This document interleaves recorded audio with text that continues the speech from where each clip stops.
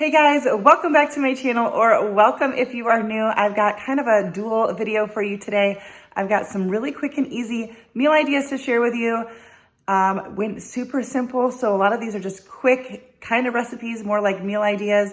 So I moved through them pretty quickly. If you are here because of the cake challenge hosted by Tiffany from Small Town 6, and you're not interested in seeing the meal ideas, skip ahead to about the 10-minute mark.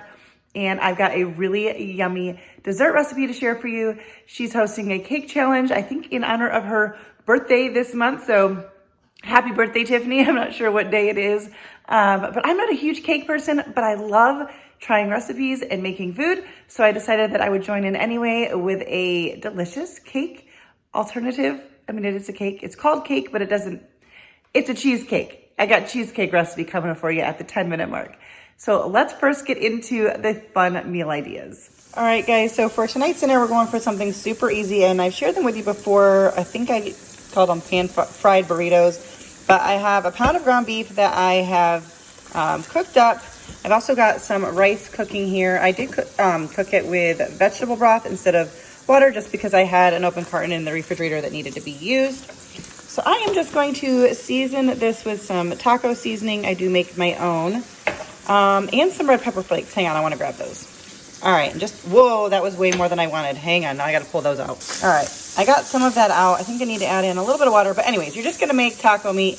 And if you want to use rice and cook up some rice, you could also use like black beans or whatever you want. And I'm going to move this meat to another dish while the rice finishes cooking so that I can clean the pan. And we're going to use these for the burritos.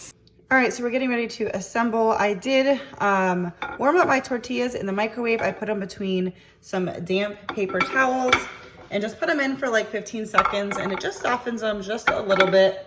All right, so I'm gonna put a little bit of cheese, a little bit of rice. It is helpful to have everything, well, the cheese isn't warm, but like the rice and the meat already warmed up, just because it's not gonna be in the pan all that long. So you don't want to put everything in cold. We're going to put on our taco meat, and then I'm going to top with just a little bit more cheese. All right, so I had a tripod as usual. I was trying to put these in the pan, but I have a hot pan. I put in some avocado oil, and I just folded them up best I could, folding in the ends, but this one came undone. And put it in the pan seam side down, and I'll let it go for a couple minutes on each side until it's a nice and golden brown. All right, here mine is all plated up, and I just put the lettuce and tomato on the side with some sour cream, and I also love to add this chili lime seasoning blend from Trader Joe's. And that's it for tonight's dinner. Super quick and easy, and so delicious every single time.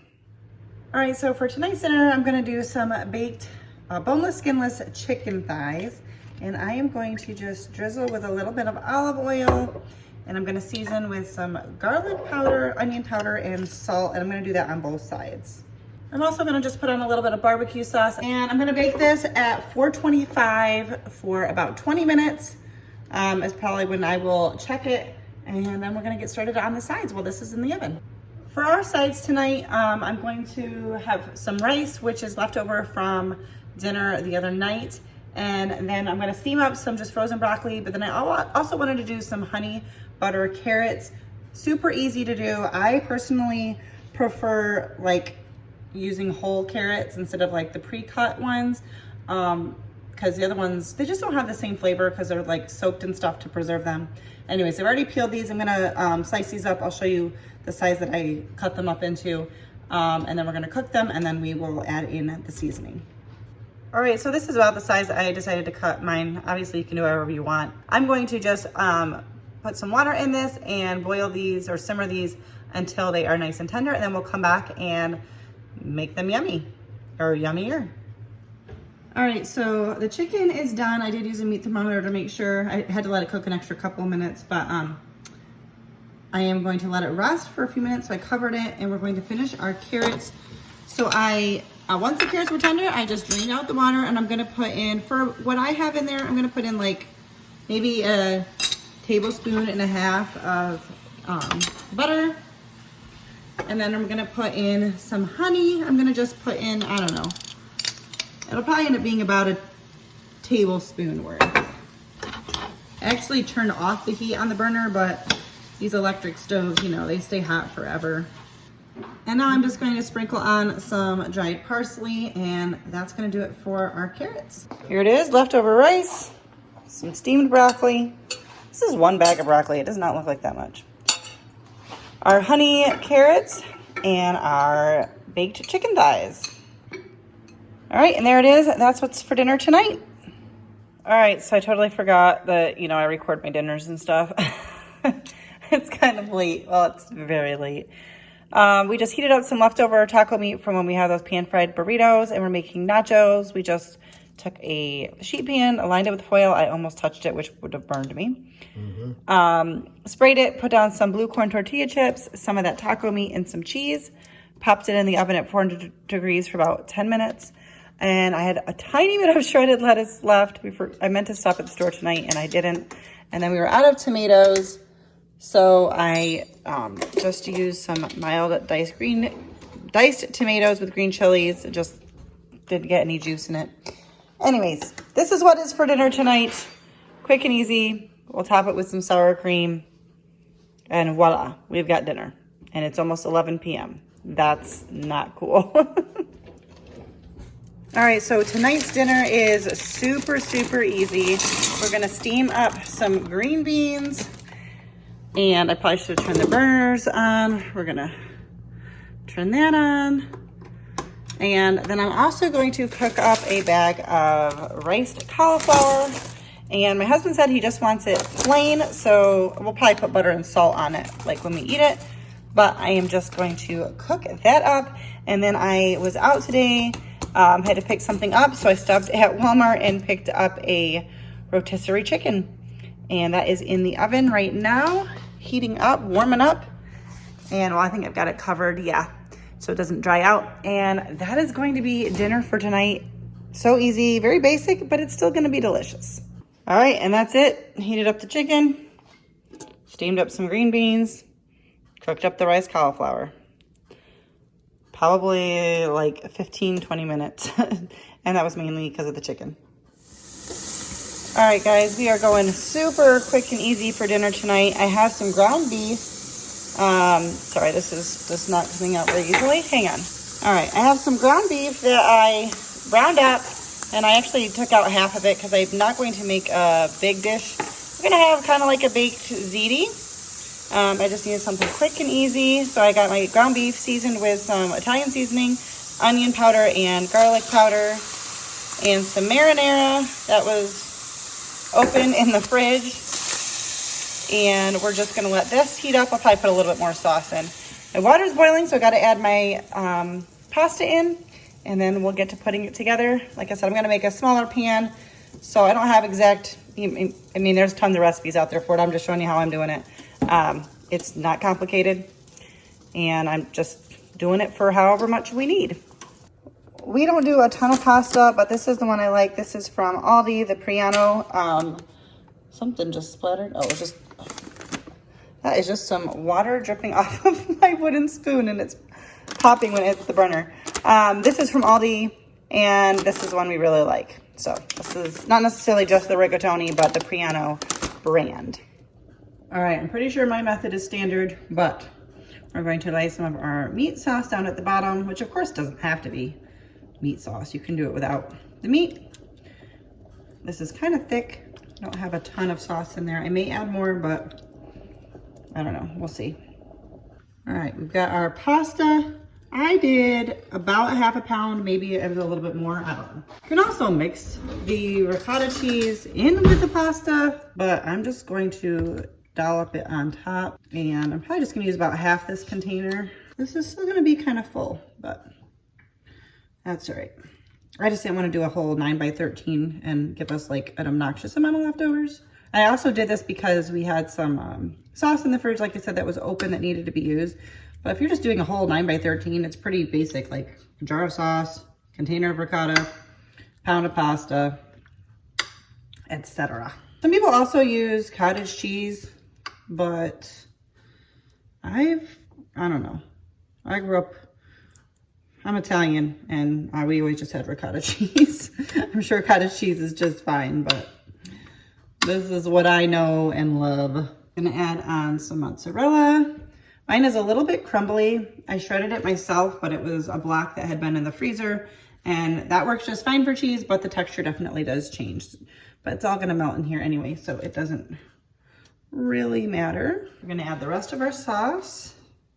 Trying to make sure I don't have any noodles popping up, just because they'll get a little bit crispy when I put this in the oven if they don't have like sauce on them. I'm gonna add a little bit more mozzarella as well as some Parmesan. And I'm gonna put this in the oven at 350 for probably check it after like 15 minutes. I mean, everything's cooked and pretty hot, so it's just kind of to get it all working together.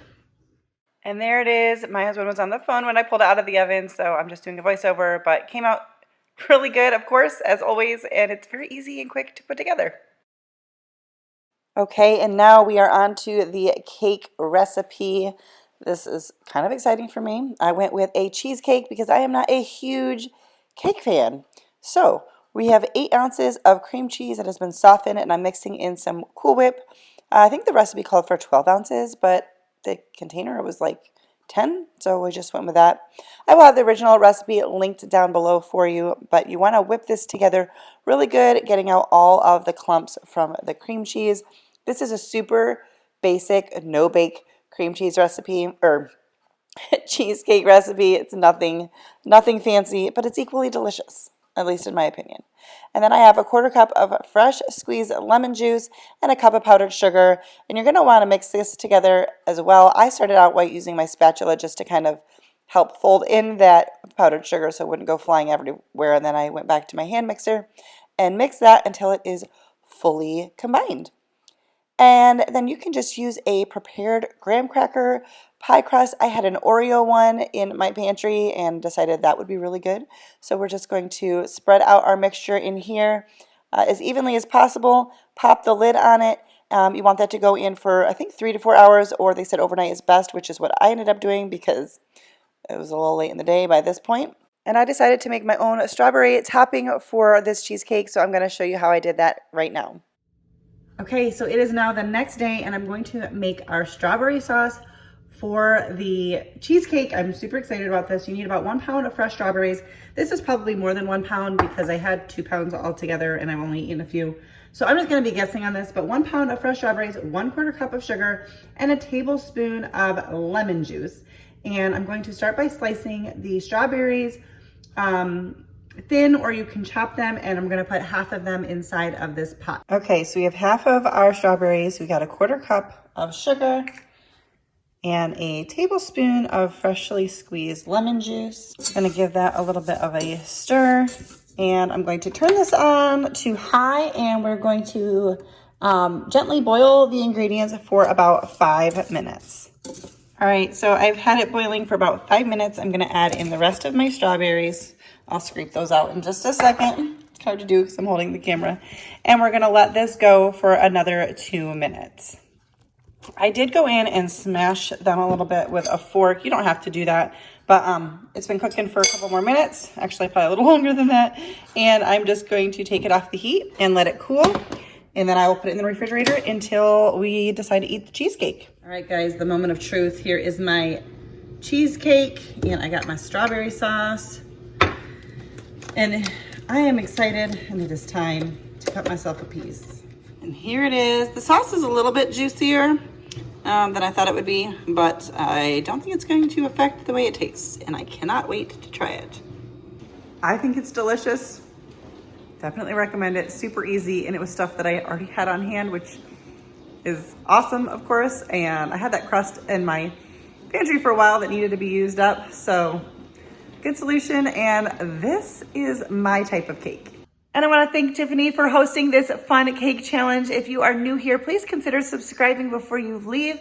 And if you are not familiar with Tiffany's channel, check it out. I have it linked down in the description box, along with a playlist where you're going to find other yummy cake recipes. And if you like this video, please give it a thumbs up. And that's it for now. Thanks for watching. I'll see you next time.